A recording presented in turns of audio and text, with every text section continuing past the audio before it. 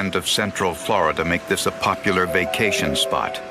But the area lost some of its luster in 1995 when a serial killer set up shop. After the fourth body was discovered, police knew an important detail about the killer. He had an unusual dog with an unusual drug habit. Tampa, Florida is known not only as a tourist destination, but it also has more thunderstorms than any other location in the United States. The name Tampa is derived from the Calusa Native American word meaning lightning. Along with the tourism, there's prostitution. On October 20th, 1995, a pizza delivery driver discovered the nude body of a white woman in nearby Clearwater. 42-year-old Wendy Evans was a crack cocaine addict recently released from a mental health clinic. She was last seen hitchhiking in an area frequented by prostitutes. Wendy had been beaten and strangled, but there were no signs of sexual assault. The body had been dumped, meaning she had been killed elsewhere. Not surprisingly, a thunderstorm washed away possible evidence. All the small artifacts that we would ordinarily hope to find on someone with clothing on, we were doubtful we were going to get too much.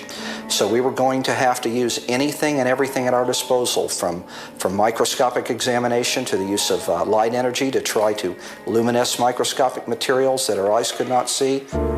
Investigators used a Lumilight to examine the body.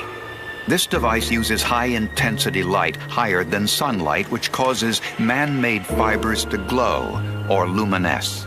We felt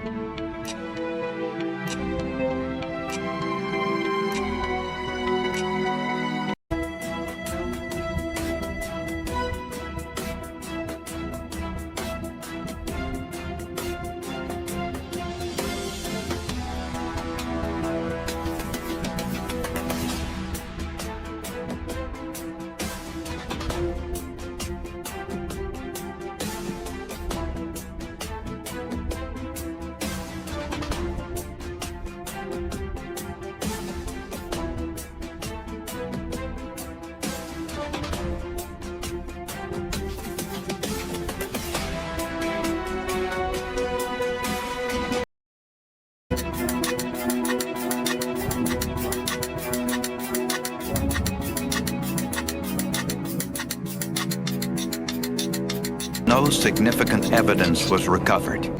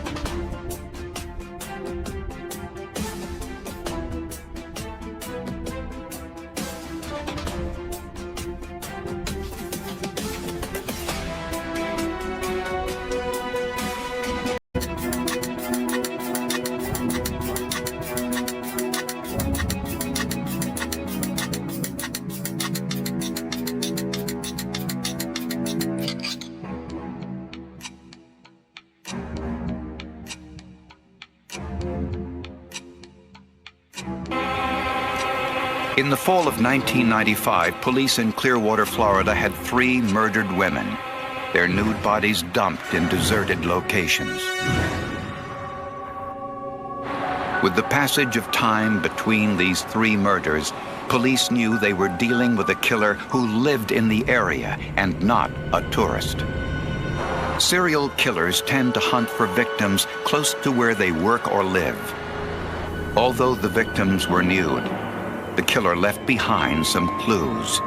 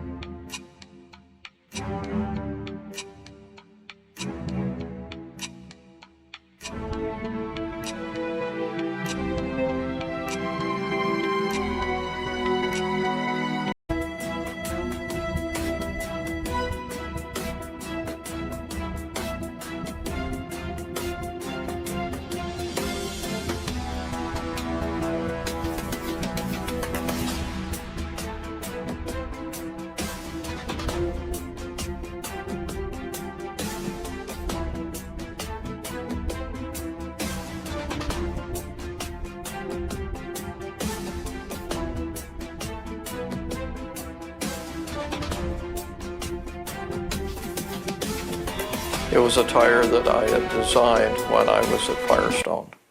We had no idea that he was the designer of the tire we were looking for. So that was just a very lucky break for us also. The tire was a Firestone Radial ATX, last manufactured in 1992. These were aftermarket replacement tires used on small pickup trucks and sports utility vehicles. Police researched sales records on how many of these tires were shipped and sold in Florida. And they got a break. The ATX was not a best-selling model.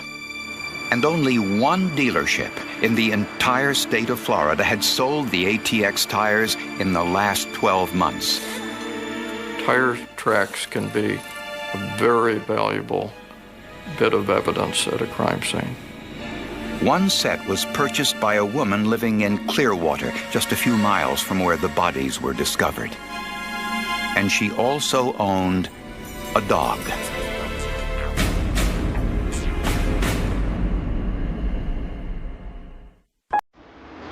Florida investigators were on the hunt for a serial killer known to be driving a vehicle with Firestone Radial ATX tires. Police discovered that a woman living in the area, Terry Jo Howard, purchased a pair of Firestone Radial ATX tires a few months before the murders began. Terry Jo lived with a boyfriend, 41-year-old James Randall. We went to their Belcher Road address at night, and we had a detective sneak up on the vehicle and identify the tires on the vehicle as being the Firestone Radial ATX tires that Peter McDonald said they were. Terry Jo was a recovering drug addict and a former prostitute.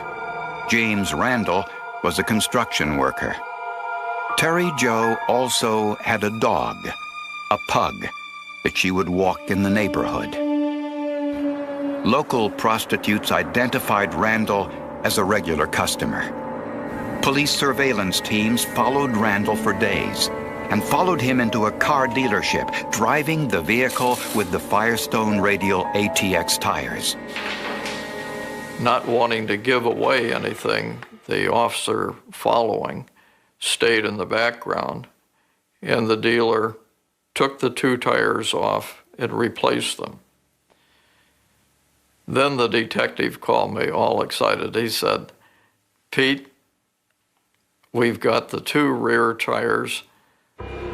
But investigators needed all 4 tires to get a proper match. So police devised a ruse. Posing as an employee from the tire dealership, a police detective told Randall that his new tires were defective. But if he brought his car in right away, he'd receive 4 brand new tires for free as a gift for his inconvenience. That same afternoon, Terry Jo Howard showed up with James Randall and gave her 4 brand new tires that the sheriff's office had purchased. And the new tires placed on Randall's vehicle were marked. We marked them in a certain way so that if those tires showed up at one of our crime scenes in the future, we would know for sure that they were the tires from James Randall's truck. Peter McDonald studied the 4 original tires from Randall's vehicle. Tires have a feature called sipes, small cuts in the tread that grab the road in an effort to prevent hydroplaning.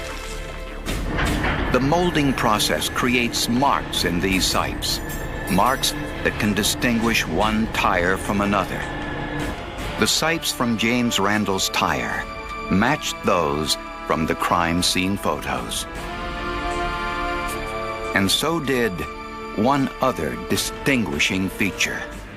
I found that the right rear tire, as chance would have it, was the best photographed tire, and there was a stone that was held in the groove in exactly the same location that was recorded at the crime scene.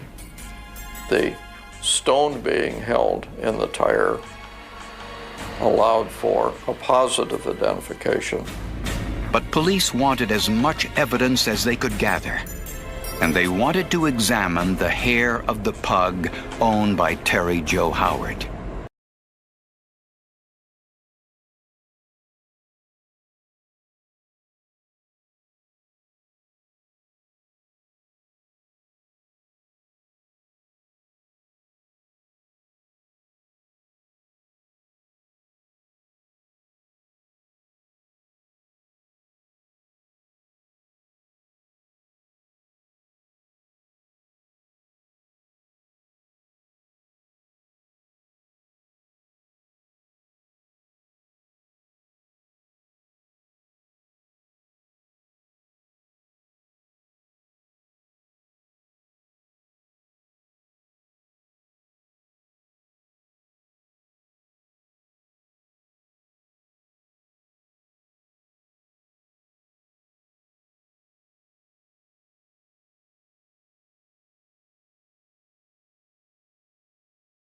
Fled the state of Massachusetts after serving 6 years in prison for twice raping his first wife.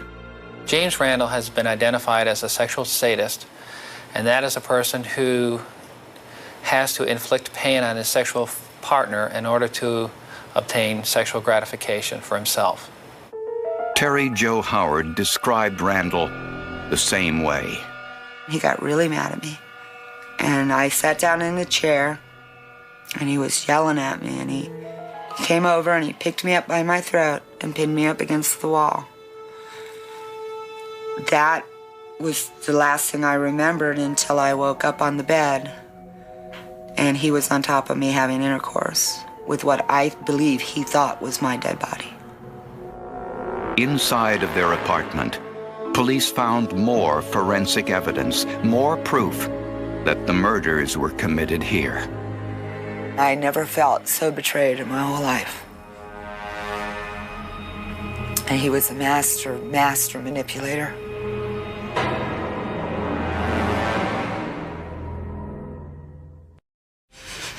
When they told me that they thought that Jimmy was the one that was killing all the girls in the area, I was so shocked. I just started screaming. James Randall and Terry Jo Howard were living together during the time police suspected Randall was killing Clearwater prostitutes. I think he liked the life he lived with me. It was a clean, good life. I don't think either one of us had ever lived life that good in our previously. Dinner waiting at home, someone who cared about you, someone to go to the movies with, someone to chat with, someone to watch TV with. Armed with a search warrant, investigators discovered a pink throw rug under the couple's bed. Scientific tests found that the main portion of the rug was nylon. The fringe was polyester. The fibers were triangular in shape, and the dye was the same as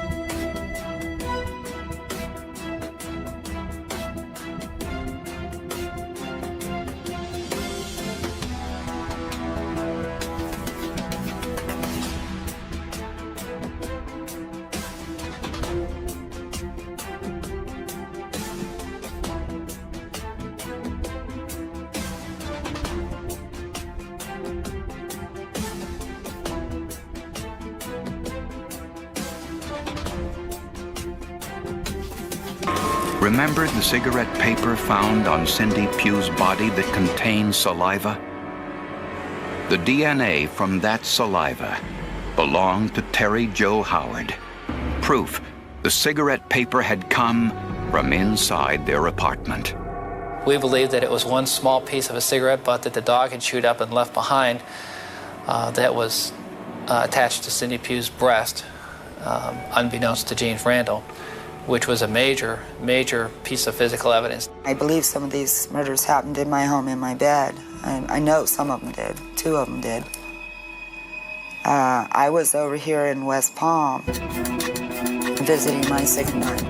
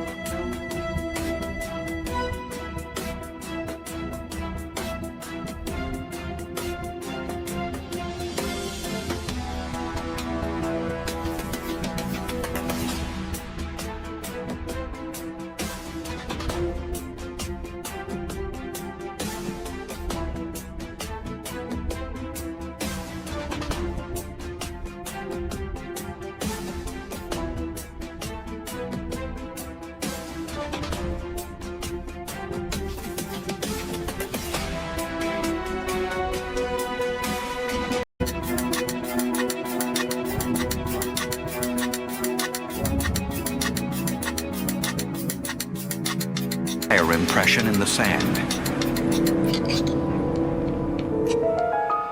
Terry Jo confronted Randall about all of this when she went to see him in prison. I just kind of looked at him and said, "Why not me? Huh?"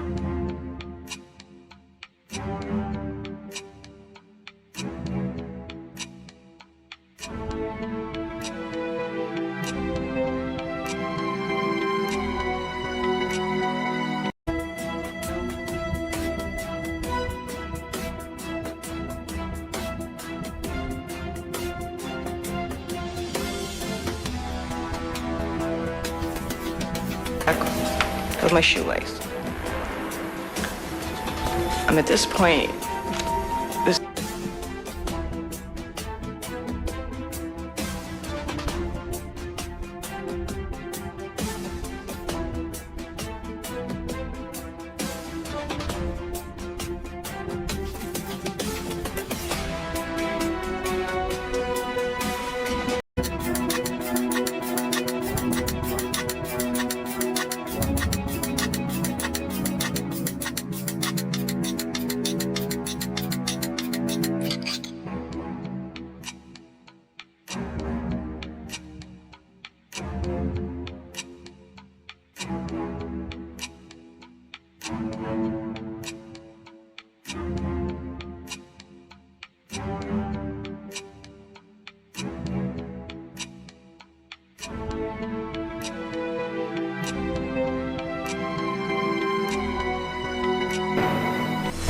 Becoming a good cattleman is buying the right cattle at the right price.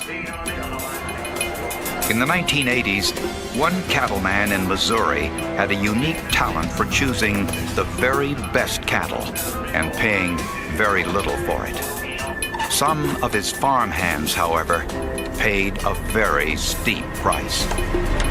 Chillicothe, Missouri, the local barbershop is still the place to hear news and swap stories and even pick a few tunes.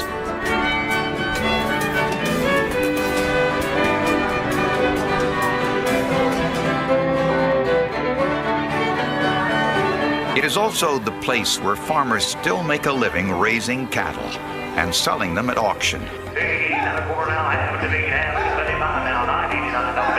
In the late 1980s, cattle auction houses throughout the state were being swindled.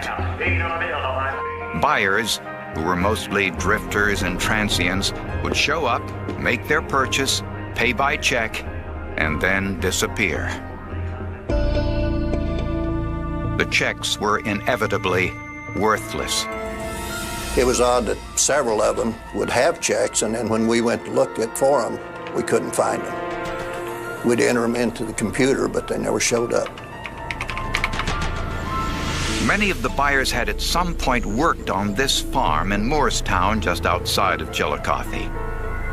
The farm was owned by 78-year-old Ray Copeland and his wife, Fay.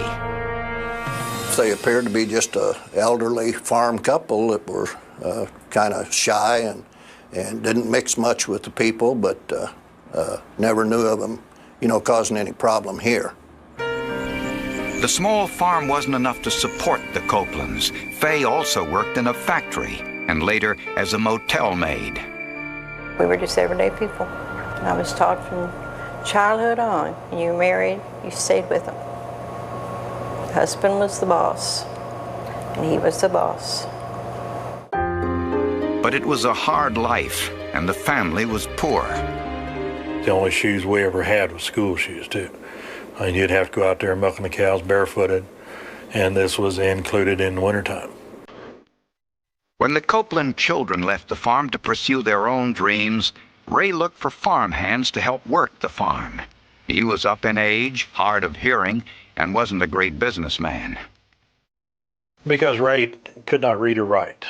And with bookkeeping, writing names down where they were at, things like this, he needed somebody to write them down. To find workers, Ray would go to local homeless missions.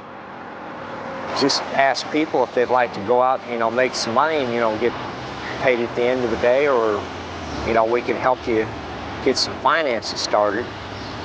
And they go out, get people and help them get an account started, in a bank. These men were usually on the run themselves. Many had addictions, family problems, or suffered from mental illness. Most had been arrested for vagrancy, petty theft, or similar offenses. Ray Copeland paid them $50 a day for their labor and also provided room and board. One of these men who was offered that kind of money and a place to live, especially maybe in a country setting, why, it would be paradise. It would be something, it would be a dream come true for a man like that. One of the men wanted in connection with writing bad checks to cattle auction houses was 27-year-old Dennis Murphy, a drifter from Illinois who for a time had worked for Ray Copeland.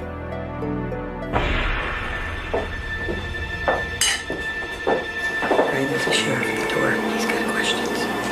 In 1986, a sheriff's deputy asked Ray Copeland if he knew Murphy's whereabouts. Copeland said Murphy simply took off one day. He just took off in the middle of the night. Haven't seen him since. They would leave in the middle of the night, and he didn't know where they went. He said, there again, he said, you know how transits are. They're here today and gone tomorrow, and they would just leave. I know your point, Sheriff. I understand that Dennis Murphy... When Copeland was told Murphy was a thief, he wasn't surprised because he had been swindled too. No, I don't. We're looking for him. He wrote some bad checks. I know. He wrote one to me. I said, do some that drawer.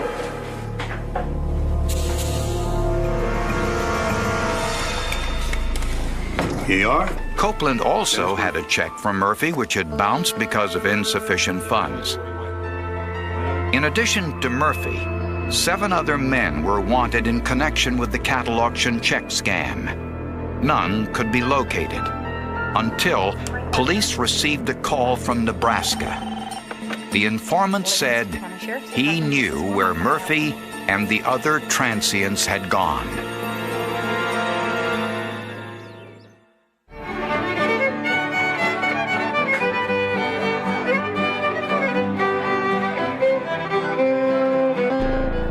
There were 8 men wanted for writing bad checks to cattle auction houses in central Missouri.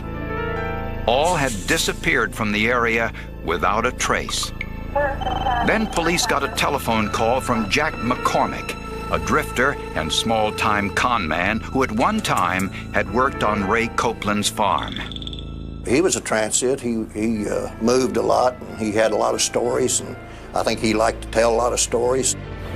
McCormick said he thought he saw some human bones, including a skull, on the Copeland farm. The farm covered 40 acres, including a pond, a barn, fields, and woods. County deputies, Chillicothe Police, the State Highway Patrol, and the county coroner all searched the area. Surveying the property and looking for possible burial sites on the property and possible places where the deaths actually took place. And we had search dogs, backhoes, and we'd punched a lot of holes around in the farm, and we had really searched this farm, hadn't found a thing, so, you know, you always think, well, maybe this didn't happen. After 9 days of searching without success, they brought Jack McCormick to the scene. I asked him, I said, Jack, just point to where these bodies, or where this skull and leg bone was. And he got outside there, kind of beside the barn, looking off down through the pasture, and finally he said, well, really, he said, I didn't see any. He said it could have probably been a dishpan or something down there. But a look into Copeland's background showed an interesting coincidence. 20 years earlier, he had been arrested numerous times for the same thing, writing bad checks. Every time he'd get arrested, he would call me to come and bail him out. I bailed him out of jail quite a few times. About every 18 months seemed like his police out there and him being gone for a while. It was common for us as growing up. But Ray appeared to have settled down because there had been no arrests in the 20 years since. And he had never been arrested for any violent crime. Police soon learned that Copeland worked on some other farms in the area to earn extra money. One was a farm just a few miles away. In the barn, where Copeland worked storing bales of hay, police discovered a shallow grave and the badly decomposed bodies of 3 men lined up head to toe. They had probably been there for 2 or 3 years and were unrecognizable. They were just wrapped in blankets and an earthen grave is what they were. In this situation, they were in some clay ground, which tends to kind of ward off decomposition because the air and doesn't get to it as quickly as it was in, say, a different type of soil. The three men had been killed by a gunshot wound to the head. But there was no evidence linking Ray Copeland or anyone else to the crimes. A few days later, in another nearby barn on the same property, police removed hundreds of bales of hay, and under a floorboard was another body.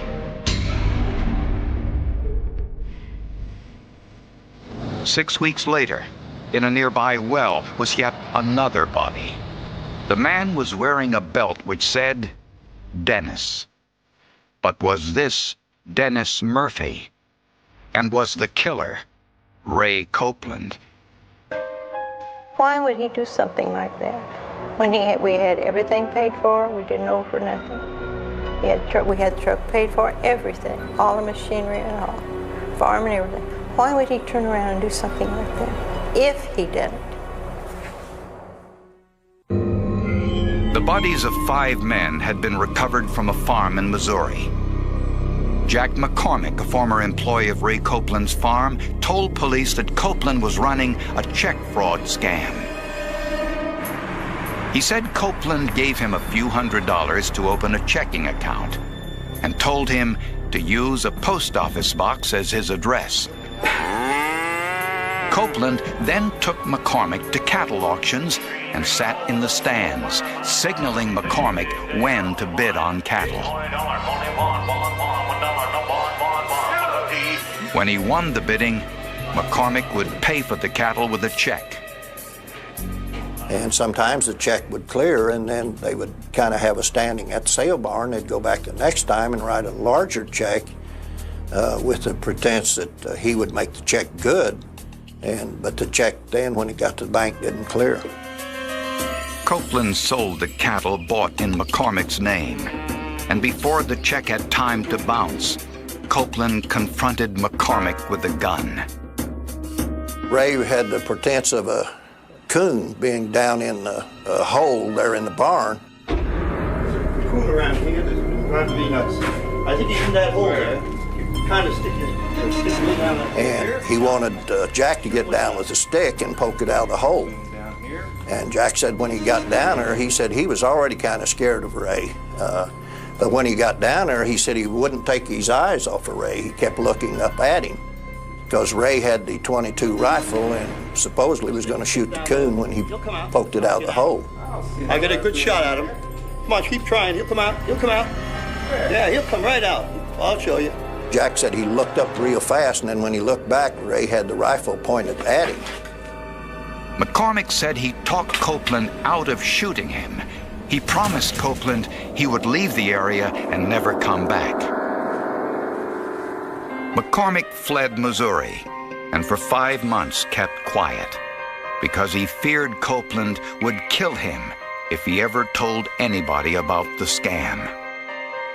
When investigators searched the Copeland's home, they discovered an old .22 caliber rifle and a full assortment of men's clothing, none of which belonged to Ray Copeland. Clothes from several different people, but different sizes, shoes, suitcases. There was numerous suitcases in the house. None of it belonged to this family, or these clothes wouldn't fit Ray or Faye Copeland. And hidden in a camera case was a list of men hired by Ray Copeland to work on the farm. 4 of the names were marked with an X, which corresponded to the 4 who were wanted in connection with passing bad checks. Investigators sent the skulls of the victims to Dr. Ronald Geyer, a forensic odontologist. Dr. Geyer photographed the skulls. He performed a dental examination and took X-rays and created a transparent dental chart for each body. And so you make a chart of everything you find in the pre-mortem records to match to the post-mortem records. In this case, the pre-mortem records posed a challenge. Some of them are kind of sketchy and old, and the biggest problem was that the records were old And these people had not had dental treatment in the period of time from the time the records were made up to the time of their death. Some of the transients' records were almost 30 years old, and the skulls were missing many teeth, which complicated the comparison. And then it got down to the point, I think, in some of them we had to look at the bone patterns. And I remember one of them had a condyle, the joint in the jaw right up here, that the condyle was misshapen. That matched a panoramic dental x-ray belonging to Dennis Murphy, positively identifying the body found in the well. By comparing pre- and post-mortem dental charts, Dr. Geyer identified the other 4 bodies as Wayne Warner, Paul Cowart, Jimmy Dale Harvey, and John Freeman. Cowart, Harvey, and Freeman were 3 of the 4 names on the Copeland list marked with an X. Coroner Scott Lindley performed autopsies on all of the bodies and discovered that the cause of death in each case was a gunshot wound to the head from a small caliber gun shot at close range. If it's at close range, the inside layer of the skull tends to break away or flake away, and there's more cracking and damage to the skull. And inside the skulls, Lindley found bullets and bullet fragments. Ballistics tests revealed that the lands and grooves on those fragments matched the lands and grooves from Ray Copeland's .22 caliber rifle. Police arrested Ray Copeland as well as the person they believed was his partner in crime. What surprised me more than anything else was them actually arresting Mom for the same thing. But what role did 68-year-old Fay Copeland play in the murders? Ray Copeland was arrested and charged with the murder of 5 men in what was believed to be a modern-day cattle rustling scheme. They also arrested his wife, Fay. But I was not with him when he done his bad deeds. I knew nothing about it. And it didn't include me. While in prison, Fay wrote a letter to her husband assuring him that things would cool down soon. Fay's handwriting matched the handwriting on the list of the missing men. But Fay denied any knowledge of the murders. I asked no questions. Wouldn't have done me any good if I had him, because he'd have slapped me across the house. Ray Copeland's long history of violence had previously been hidden from everyone but the Copeland family. There was one time one of my brothers was scraping the bottom of his bowl that had oatmeal. He didn't like the sound, took a frying pan to him. Myself personally, milking cows, the old cow kicked the bucket over, he took a pair of metal cow kickers and beat me with it for no reason. That was an everyday occurrence with him. Fay and Ray Copeland were each tried separately. These trials were the biggest news to ever hit Livingston County, Missouri. Prosecutors believe that Ray Copeland hired the workers at the homeless mission. He set up each one with a post office box and a checking account and took them to the local cattle auctions.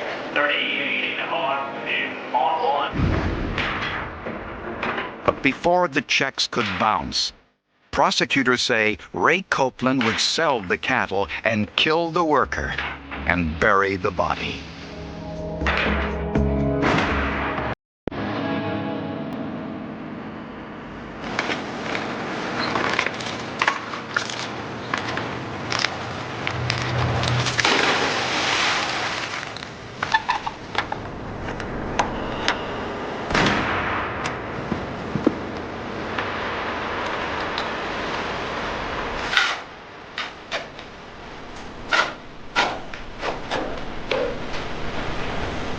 They were lower than anybody else. He could care less about them.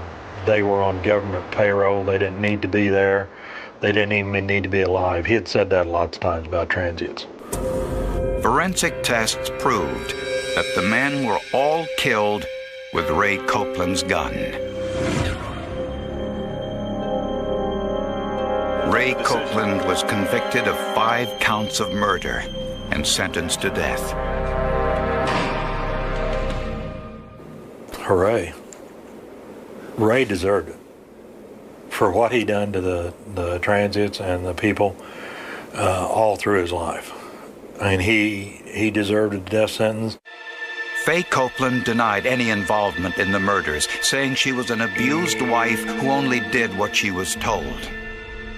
Back then, I just dropped my head and went ahead and took it. I've carried bruises, I've carried broken bones from him. But he was my husband legally. I think she had some idea as far as the cattle scam going on. As far as the killings, I don't know. I don't think so. I hope, pray to God, she didn't know. The list of workers in Faye Copeland's handwriting helped seal the case against her. Faye Copeland was also convicted of murder and was sentenced to death. That is the only thing I think they convict her on, was the piece of paper with the names on. Before Ray Copeland could be executed, he died in prison in 1993. In 1999, after 10 years on death row, Faye Copeland's sentence was commuted to life in prison.